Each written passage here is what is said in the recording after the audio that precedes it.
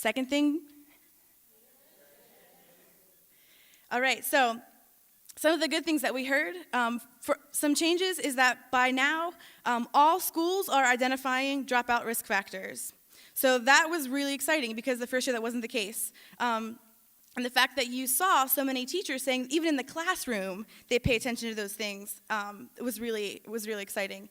We also asked every year, do you monitor them, but also do you have a system to intervene when you see kids that need help? And we saw more schools saying, yes, we have a system. Not all yet, so you'll see that over on the concern side, but we saw more, which is good news. And the fact that teachers are taking it upon themselves to intervene in their classrooms, we think is really great. And knowing, again, how critically important counselors and social workers are in identifying and connecting students with the interventions that they need, we're really excited that in the way the district has reacted to budget cuts and budget changes, that counselors and social workers are included in the new staffing model to say that every school will, in fact, have a counselor or social worker, and it could potentially be, and it's connected to how many kids are in the building. So that was not the case originally, so we're excited about that as well.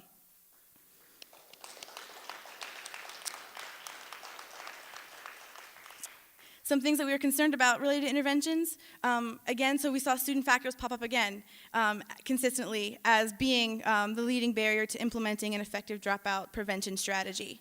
So that concerned us. And even though we did see more schools that have systems, only about half of them were the ones that actually have them, so great progress, but we need to keep going. And we think that generally interventions are key, so it's really important to have that sort of on the concern side because they are key to providing that individual support, right? So not every student is going to need the same thing. And being able to make sure we know what those things are and we have them ready so that we can provide them for students is really critically important. Third thing, environments, right? So the positive learning environment that's created could be for a couple of reasons. One, we know it's the learning environment for students. And two, we know it's the teaching environment for teachers. And so, positive works to everyone's benefit, right, in the classroom. So some progress that we heard was that teachers said they felt like their classroom environments were conducive to learning. So Amy talked about that scale of 1 to 4, and it was in the 3 to 4 range. So we thought that was really great news. We definitely saw some best practices in place in schools for managing behavior.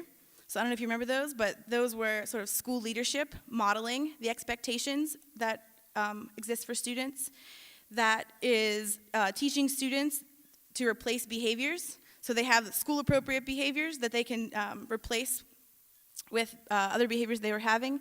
And that all the staff was involved in that planning and implementing that behavior management plan. So there were definitely schools that had those best practices. So we have those in our own district to sort of look to as examples. And we think some more progress, too, is in the development and progress of the Empowering Effective Teachers Plan. 1/3 of it is a focus on the teaching and learning environment. So while we have work to do, it's 1/3 of the work. And so that's really exciting to us. That's really great progress. I'm clapping for progress still? We got to still clap for progress. Some concerns we had about the learning environment, so we think a big piece of that is having the stuff and the materials that you need. And so students not having textbooks and materials needed was a huge concern of ours, and it should be of yours too. We think, so we did ask every year, do you have a school-wide behavior management plan? And Amy talked about what that means and how important that it is, and a concern that it was only about 1/3 of schools that consistently, between principals, counselors, and teachers, said that yes, they actually did have a school-wide plan. But I have to say, even within that 1/3 of schools that said they had one, 2/3 of schools that said they had one, when we asked the principal, counselor, teachers, sometimes we didn't get the same response. So a principal may have said yes, and a couple of teachers said yes, and maybe a couple said no.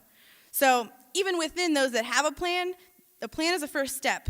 But a very important next step is implementing it, communicating it, involving other people in your school so that everybody knows what the plan is and everybody's on board with implementing that.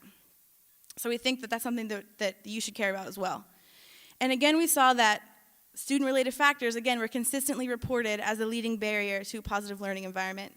And I don't know if you've noticed, I mean, I'm sure you have, but that student-related factors came up in all 3 of those areas of concern. So when we as a staff, and when we talked, with others about this, we thought about, really, that's sort of like saying snow is a barrier to snow removal. Right? When you think about it? So we have snow removal because we have snow. That's the job of the snow removal, right? So this is something that we really think we should pay attention to, because this is especially true in some of our highest need schools. So we need to make sure that our schools and our educators are equipped to work with the students that are in front of them in the classroom on that day, in that time, in all of their assets, and with all of their challenges, all of their attitude, all of that, because they're not going to change.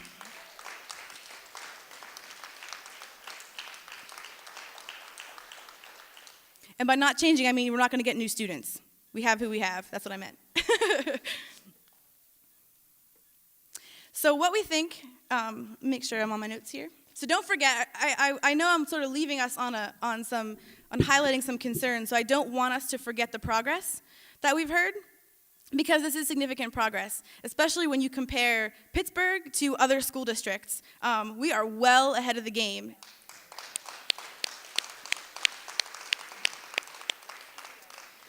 So we can't forget that.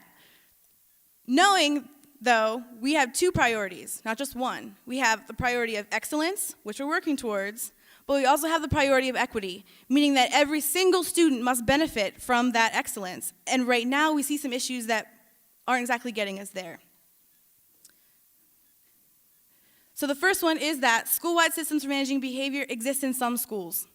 And those some schools, which is wonderful that it happens, are middle schools and magnet schools.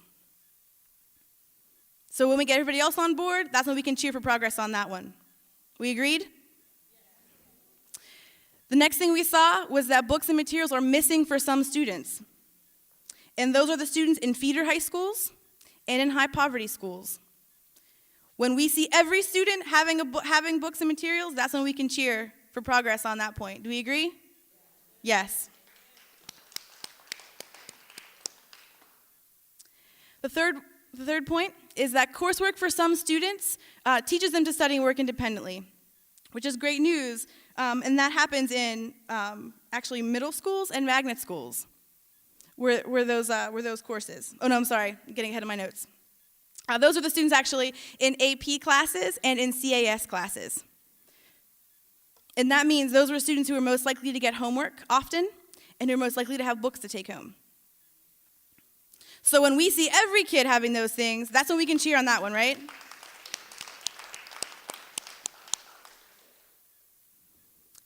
And the last one is some courses are preparing students for college or career. Good news for some, when we see it for all, is when we can cheer. And right now, the some in that point are middle schools and magnet schools, right? Surprising, because you would think that it may not, middle school wouldn't be more likely than high school to say that. But when we see all saying that, that's when we can cheer, right? Are you with us on these? So again, don't forget that progress that we talked about, because we can't lose track of that. We also can't say that right now it's a high five and time to quit, because there's still more work to be done. Not every student is in a class with Hannah or Tony or Ronise or Sal or Rob. Not every student is in that classroom, and we need to make sure that every student will be. So for everyone else, we need for that progress to continue.